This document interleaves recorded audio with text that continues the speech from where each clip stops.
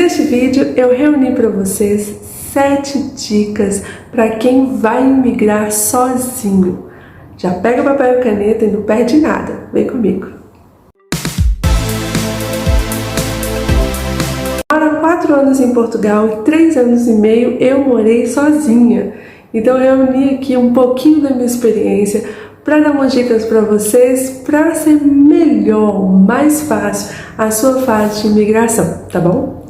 Primeiro tópico da minha lista é a preparação. A preparação reúne várias coisas, mas a primeira delas que eu gostaria de destacar dentro desse tema é que você precisa se livrar das suas coisas. Sim, mesmo você que tem plano de ficar 1 ano, 6 meses, de lá quanto tempo você acha que vai ficar, é importante você dar destino para as coisas que você tem.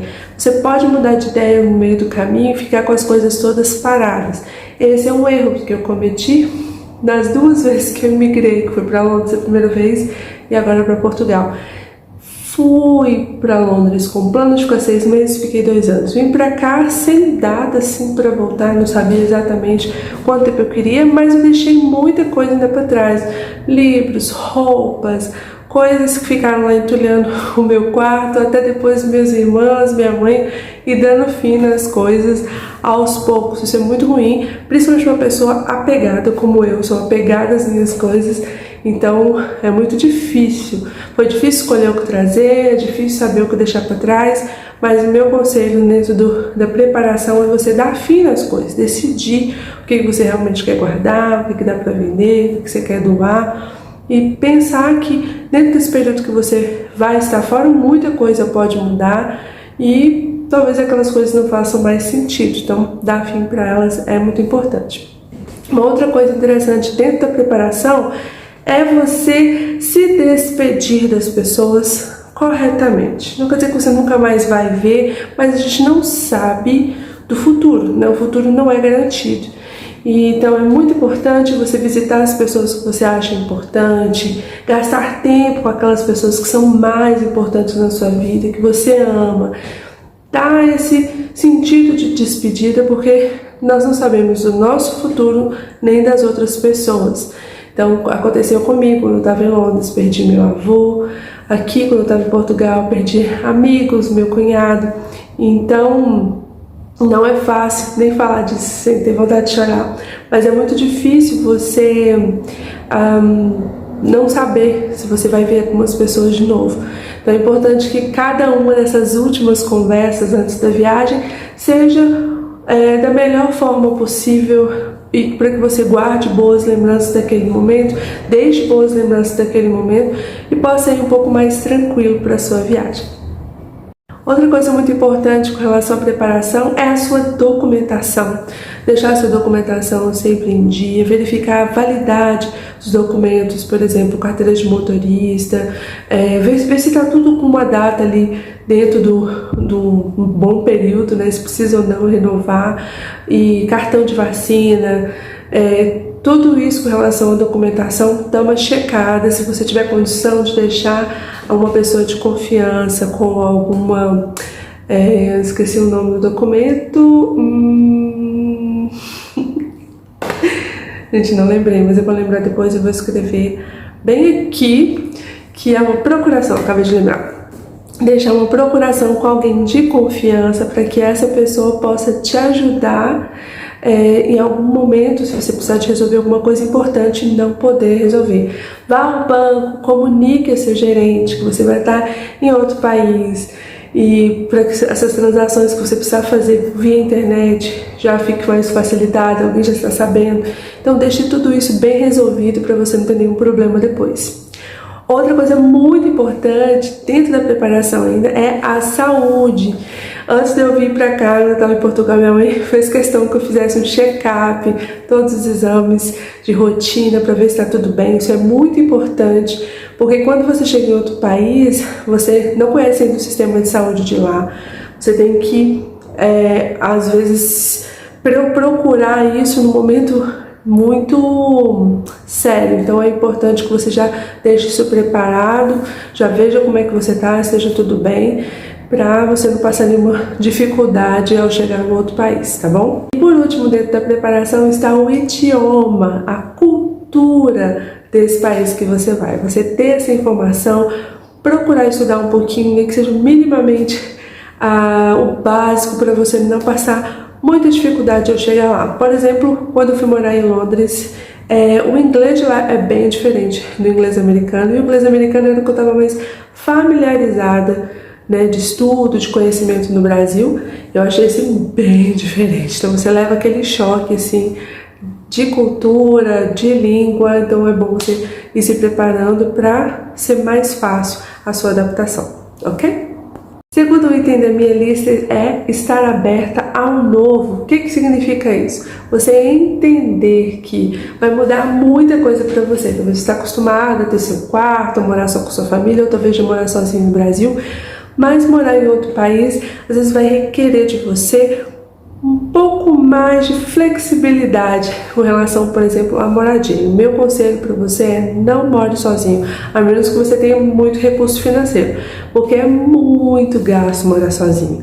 Eu morei sozinha mais de 2 anos e assim, gente, eu vou fazer um vídeo depois falando dos maiores erros que eu cometi na imigração, e esse com certeza é um dos meus itens, porque tipo, tem muita coisa positiva de morar sozinho, mas a realidade do imigrante fica muito caro, todas as despesas são só para você. Se você precisar de algum socorro, você tá ali sozinha.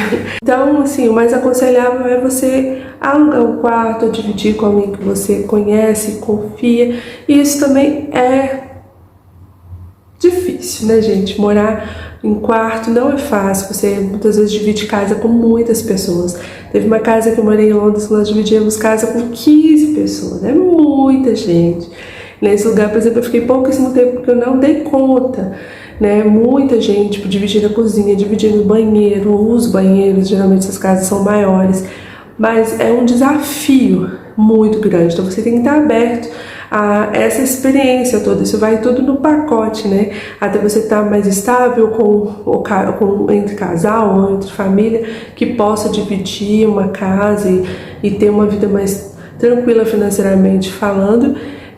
Passa por essa situação de ter que dividir casa com outras pessoas, e isso definitivamente não é bom, não é fácil. Muito difícil você achar um lugar que tem poucas pessoas, ou que sejam pessoas legais, que seja fácil de dividir. Aconteceu comigo, mas não é fácil. Então deixa isso aqui registrado para você já ir pensando que é uma coisa que você precisa se preparar com antecedência para não sofrer nenhum assim choque. Estar aberto ao novo também é você estar interessado numa cultura totalmente diferente da sua, piadas diferentes da sua, modo de viver, modo de comer, modo de conversar, alimentação local. Muitas dessas coisas são diferentes e a gente tem que estar aberto a isso, aceitar, a experimentar uma alimentação diferente, a ter amigos de uma forma diferente. Uma coisa que eu percebo, não só acho que quando depois dos 30 eu acho que a gente fica um pouco mais seletivo, mas também dentro da imigração você fica um pouco mais seletivo e muito mais difícil também de fazer amizades. Então a gente tem que ter isso em mente, estar mais aberto para conhecer pessoas novas, culturas novas, mergulhar nessa diferença aí. E, por último, dentro ainda desse estar aberto ao novo, é também em relação ao trabalho. Às vezes você sai da sua cidade, ou de uma formação que você tem, e uma experiência que você tem há um certo tempo que você gosta, que você ama. Você pode chegar aí numa outra nação e não conseguir trabalhar naquela mesma área. E, às vezes, fazer uma coisa totalmente diferente do que você já fez na vida para poder ter emprego ali naquele país. Eu, por exemplo, trabalhei com idosos, que é uma coisa que eu nunca tinha feito. Trabalhei com limpeza, outra coisa que eu não tinha feito no Brasil. Trabalhei em supermercado, também não tinha feito no Brasil. Foram atividades que eu fiz fora, que eu não fiz no Brasil, e às vezes fiz uma vez só no lugar. Por exemplo, em Londres eu trabalhei como babá um período também, fiz isso só lá. Então você tem que estar aberto aí durante um período você ter que encarar uma atividade diferente do que você está acostumado. Você tópico da minha lista é reserva de emergência. Gente, isso é muito importante. Você se preparar financeiramente. Eu tenho alguns exemplos negativos para contar sobre isso, mas eu vou contar dois. Um em Londres, que eu cheguei, meu amigo, nós tínhamos uma certa reserva, mas quando a gente entrou em uma loja, no supermercado, você tem a impressão, a princípio, que tudo é muito mais barato. Só que você esquece que você está gastando ainda em real, porque é o seu dinheiro em real. Eu estava gastando lá em libras, nós estávamos gastando em libras, então nós gastamos muito dinheiro assim na primeira semana, comprando coisas que a gente achava que ia precisar, coisas que a gente realmente precisava, mas poderia esperar um pouco, comendo muito, coisas às vezes necessárias na rua e consumindo nosso dinheiro mais rápido do que o que a gente esperava. Aqui em Portugal, por exemplo, o exemplo que eu contei para vocês de morar sozinha dificultou muito a ter reserva. Eu tive uma reserva antes, quando eu morava com os amigos, e depois eu não consegui até eu sair dessa casa que eu morei sozinha. Por quê? Porque todas as despesas eram só minhas, então era muito difícil construir uma reserva. Então é muito importante você pensar nisso, de já trazer uma reserva, de manter uma reserva aí básica de no mínimo 3 meses referente aos seus gastos naquele país, para você não passar nenhuma necessidade, porque se você vai estar sozinho, não tem para onde correr, você tem que conseguir se virar, se manter. Uma coisa importante também é entender que, por exemplo, quando você aluga um lugar, você não sabe o que pode acontecer. Você pode precisar da casa de uma hora para outra, você pode precisar de encontrar uma nova casa e você precisa ter dinheiro ali para poder alugar um novo lugar, ou você pode ter alguma reserva, alguma necessidade de saúde, enfim. Deixe sempre uma reserva de emergência à mão, não fique desamparado financeiramente, porque é muito complicado. O quarto item da minha lista é estações. É muito importante você saber que no Brasil a gente tem mais ou menos uma estação predominante. Parece que a gente passa pelo verão o ano inteiro, né? Mas fora do Brasil, principalmente na Europa, que é onde eu tenho uma experiência, nós temos a oportunidade de presenciar as 4 estações bem divididinhas. E isso tem um seu lado bom e um lado que você precisa saber antes de você se adaptar. Por quê? Eu, por exemplo, descobri aqui em Portugal, na primavera, que eu sou alérgica a pólen. Não sabia, tenho muitas alergias, mas a pólen eu não sabia. E durante a primavera, desde então, todas que eu passei aqui, eu tenho muita alergia. Muita alergia, a primavera inteira, meus olhos incharem. Tanto com os meus documentos aqui, até meu passaporte que eu tive que renovar aqui em Portugal, tô com os olhos assim, aqui tudo inchado. Então, para mim, a primavera foi um desafio muito grande. Tirando essa parte das alergias, é lógico, é uma estação muito bonita e interessante de se apreciar. Outra coisa interessante é que, por exemplo, no verão, né, primavera-verão, nós temos mais tempo do dia. Então é comum 8, 9 horas da noite ainda ter sol, tá começando a se pôr. E isso às vezes é estranho pra gente, né? Depois você vê que é muito gostoso, você tem um dia mais longo para aproveitar, mas também o calor é daquele assim, castigar. Parece até mais quente que no Brasil, porque parece mais um mormaço, não sei explicar. Não tem muita brisa, pelo menos onde eu estive, e eu acho que tem a sensação de ser mais quente. Eu não sou muito fã do verão, mas tem essa coisa positiva aí do dia ser mais longo. Já o inverno é frio, é bem frio. Na Inglaterra eu não sentia tanto quanto aqui em Portugal, porque lá eu acho que as casas são mais preparadas para o inverno. É muito encarpetada, tem aquecedor em toda a casa, você entra no ônibus está quente, você entra no shopping está quente, você só sente frio no ponto de ônibus, literalmente. Então, fora isso, é gostoso. O que é diferente é que escurece muito cedo. Então, 2h30, 3 horas da tarde, já começa a ver ali o dia indo embora. E é estranho, principalmente quando você está trabalhando, dá aquela sensação, aquela vontade de voltar para casa. Então, fica um pouco mais difícil, assim, de lidar. Eu acho que é o maior desafio para nós, brasileiros, é esse período do inverno nesse sentido, de lidar com a escuridão durante 3, 4 meses, mais ou menos. No outono também se sente um pouco isso, mas é mais no inverno. E por último, faltou falar do outono. Outono acho que não tem nenhum problema, gente. Eu amo. Eu amo, desde que você não precise de varrer as folhas, né, gente? Eu amo outono. Em Londres eu tive uma situação assim, que eu trabalhei como cleaner, né, como limpeza lá, e tinha uma casa que eu tinha que limpar as folhas, não era fácil, não. Mas tirando, gente, esses detalhes, é lindo ver as estações bem marcadinhas. Tenho certeza que você vai gostar.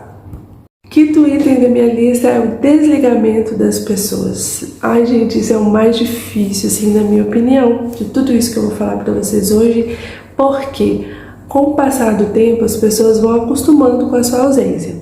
Isso é normal, mas é muito difícil. Quando você chega no país, você está naquele período de lua de mel, né, meio turista ainda, então é tudo lindo, tudo novo. As pessoas que ficaram ficam com saudade, começam a sentir ali já a sua falta, mas ao passar do tempo é o inverso. É você que começa a sentir falta das pessoas e eles estão acostumados com a sua ausência. Isso aconteceu comigo, acontece muito, eu espero que não aconteça com você, mas se acontecer, já lembre que a Lídia já tinha te avisado. Isso acontece, as pessoas afastam, você começa a sentir falta nas datas comemorativas, nos aniversários mais importantes, da família, no seu próprio aniversário. Por exemplo, passei ano novo sozinha, Natal sozinha. E esse período assim que tá todo mundo unido, fazendo várias coisas, várias festas, se você tá sozinho, seu aniversário, o aniversário das pessoas que você ama, você assistir à distância, não é fácil lidar com a saudade. Às vezes eu pelo menos sonho com algumas pessoas da minha família, eu acordo assim com aquela saudade apertando, ou muito preocupada e não posso fazer nada. O sentimento também de culpa muito grande que vai batendo assim, de você ver pessoas indo embora e você não poder se despedir, ou ver, né, crianças dessa família ou do seu convívio ali, pessoal crescendo, né, e você não tá perto para ver, ou que já não não lembra mais de você. Tem vários sentimentos assim, que você está perdendo um pouco, né, dos anos das pessoas, bem como elas estão perdendo do seu também, mas eu acho que falta um pouco de cumplicidade assim e de empatia, né, dos dois lados, de saber que você tá ali em busca de um sonho, mas você continua fazendo parte da família, fazendo parte daquele convívio pessoal, e é muito importante que as pessoas também que ficam saibam disso, que você vai precisar de apoio emocional, sabe? E é importante a pessoa também tirar um tempinho para conversar, para saber como é que você tá, para te ouvir. E muitas vezes a gente se sente incompreendido pelas pessoas, né? E acaba que você vai ficando mais sozinho, ou as pessoas têm opiniões pesadas sobre o que você está fazendo, isso acaba te afastando, te dificultando de falar com as pessoas. Então isso é uma coisa assim muito difícil. Escolha assim, desde já, pessoas que você não quer perder e tente investir o máximo de tempo possível com essas pessoas, desde que você chegue no outro país, de ter o hábito de ligar, de mandar mensagem, de compartilhar coisas que estão acontecendo, para você não ver essas pessoas cada vez mais longe. A penúltima dica, a sexta, é sobre expectativas, não só as suas, mas as dos outros. Quando nós estamos ainda em casa, a gente fica sonhando, nossa, eu vou fazer isso, vou fazer aquilo, vou viajar, vou estudar tal coisa, vou juntar dinheiro, vou comprar não sei o quê. A gente cria muita expectativa, depois do dia a dia aquilo, a realidade vai batendo na sua cara e é super difícil de lidar, uma frustração interna muito grande.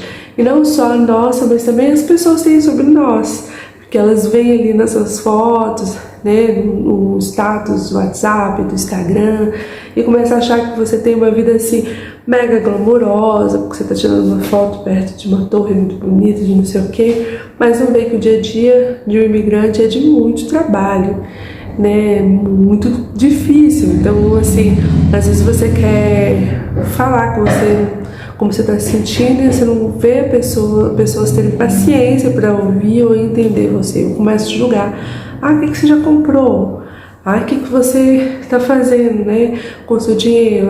E por que você ainda não fez isso? Você não viajou? Você começa uma cobrança muito chata. É uma das coisas que faz a gente, às vezes, afastar das pessoas. Então, saber que você tem que ter sonhos, tem que ter expectativas, mas ser também grato a Deus e a você mesmo por aquilo que você conquistou, por aquilo que você está vivendo.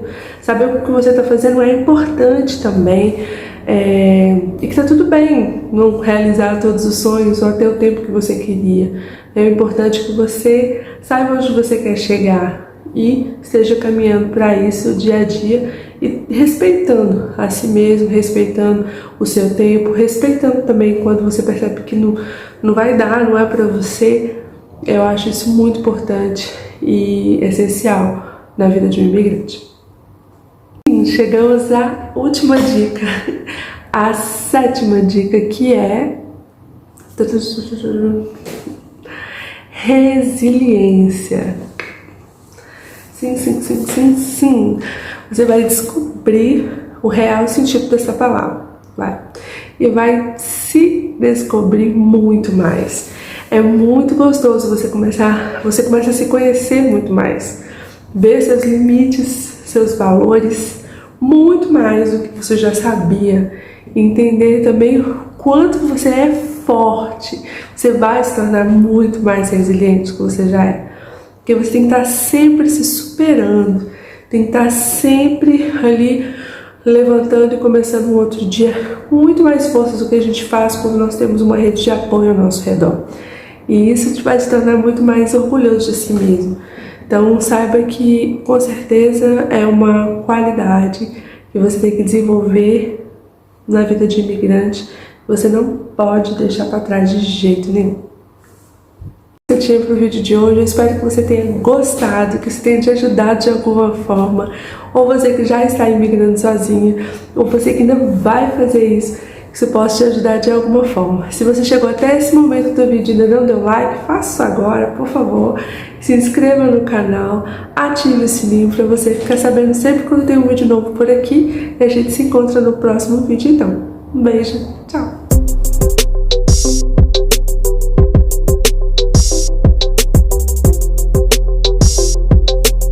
Chegar nesse estágio,